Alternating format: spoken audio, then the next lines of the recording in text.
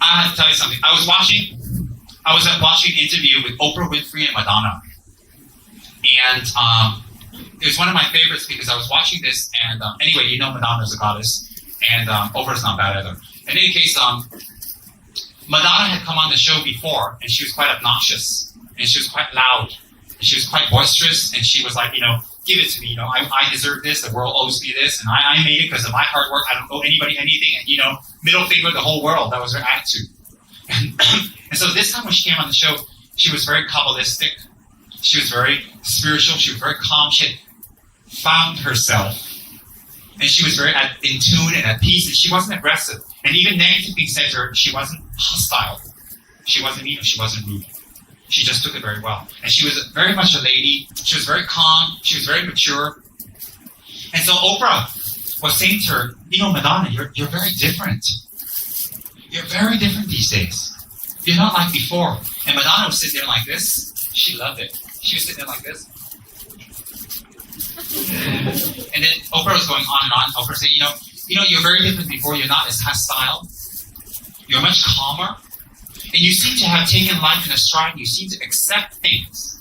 And it's so much more easier to interview you and to be with you now. And it's actually a pleasure. I actually look forward to it now.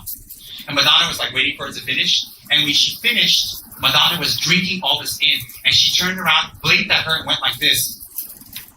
Thank you. And I was like, oh God, she didn't change. It was so funny because she was just drinking it all in. And she was like, tell me more. I want to hear more. And even the way she pronounced thank you, I will never forget. It was with every teeth, every fiber of her tongue. She just went like this. And she blinked at her, at Oprah. She's like, thank you. And I thought, oh, I'll never forget that. Never. The next time people compliment me, I'll just sit there and wait for them to finish. Of course, I won't rush them. And then when they're done, I'll make sure they hear me say, thank you. Reason why I asked the question is, one is to think about compassion. Another way is to think about how to get less attached. Because a lot of people, when you talk to them about compassion, right, they only relate to the superficial level, and then they'll say, oh yeah, I'm very compassionate because I take good care of my children and all this, but it's because of deep attachment. But of course, we are also not at that level. So how can we help these people to suffer less because of their attachment? Showing them a good example. Showing them a good example from your practice. Showing them a good example from your practice. Showing them that you've transformed. You know what's the best way to transform people around you? Is you change. And your change is not advertised. You're not blowing a horn. You're not wearing a t-shirt. Look, I'm spiritual now. Aren't I like this? I'm more calmer. Recognize me. So you don't go to them, thank you. Okay? So my point is, if you want people around you, and I'm sure you're talking about people around you, then you need to have very strong transformation in you. Then you'll wake them up. If you don't transform and you just simply talk, your girlfriend, your boyfriend, your mother, your father, all of them go, why? They're going to look at you. They're going to look at you. So people say, how do I bring my girlfriend to Dharma? How do I bring my boyfriend to Dharma? How do I bring my friend to Dharma? How? The answer is very simple. Bring yourself to Dharma. Once you bring yourself to Dharma, they will transform. Definitely. No one cannot not feel kindness. No one. How strong you practice, you will transform them. Look, how much we practice. Let me give you a little hint. How much you practice, you look at yourself. How many people can you bring to the spiritual path? When you talk to them, are you convincing? Can you bring them to the spiritual path? That's how you will know if your practice is effective. If you've been in Dharma this year, 2 year, 3 year, you can't even affect your best friend. You can't even do something with your best friend, or you can't even bring people Dharma to your lover or your friend, and they can't even transform. Forget about all the people you have never met. So you have to check yourself. You want to bring people you love to Dharma? You want to repay the kindness of people who've been kind to you? Then you need to bring yourself to Dharma. When you bring yourself to the Dharma, you'll repay their kindness. So first step is you check yourself. How stable you are. How giving you are. How compassionate you are.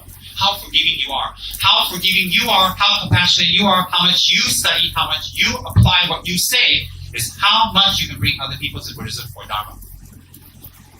And some people, they bring people to Dharma, they're not stable, they go off. Why? We're not stable. How we act, people see. It puts a very strong psychic impression in our minds when we see people.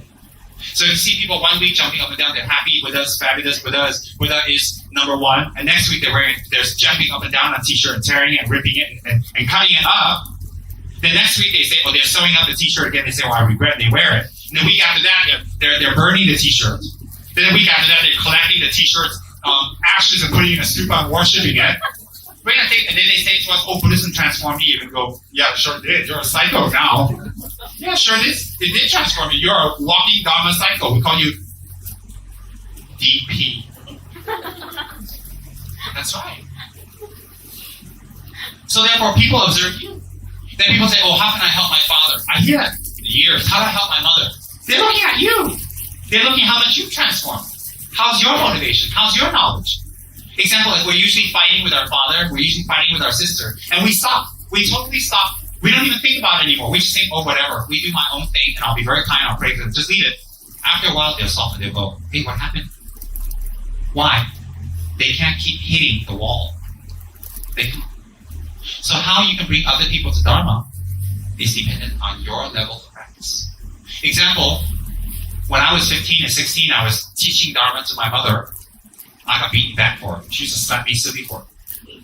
But now when I teach Dharma to people, the chances are less. I can go to the gym, I can go to dry cleaners, anywhere. If I start talking Dharma, chances are when I finish with them, they'll be chanting Mixel. They'll be chanting Dzongkhapa's mantra. That's right. Look at Miss Nepal.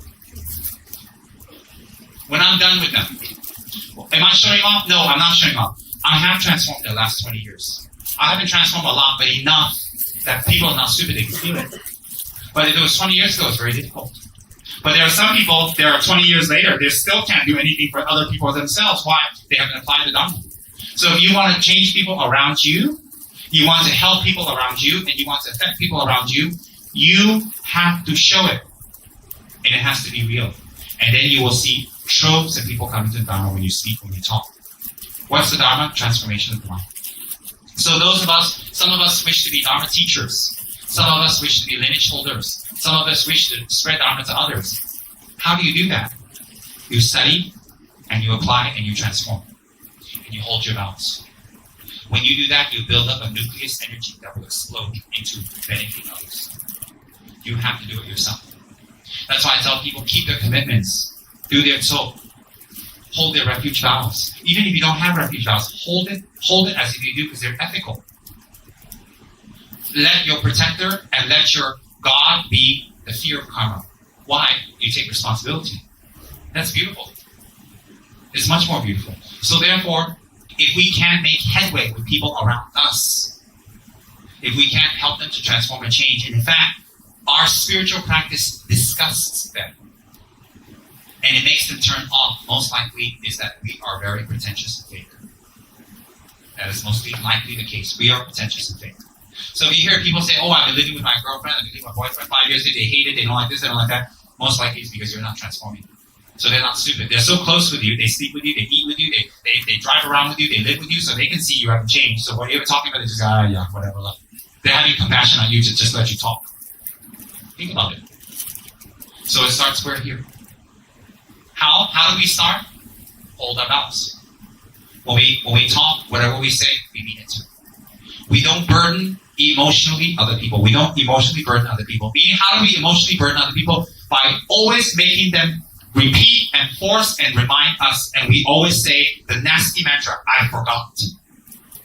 You know, the mantra, I forgot, is worse than I hate you. I hate you, say, bye-bye, see you later. If you say, I forgot, you're seeking forgiveness. They forgive you, then you say again, I forgot. Then they forgive you again, I forgot. How many times do you want them to forgive you? After a while, they're going to beat you up.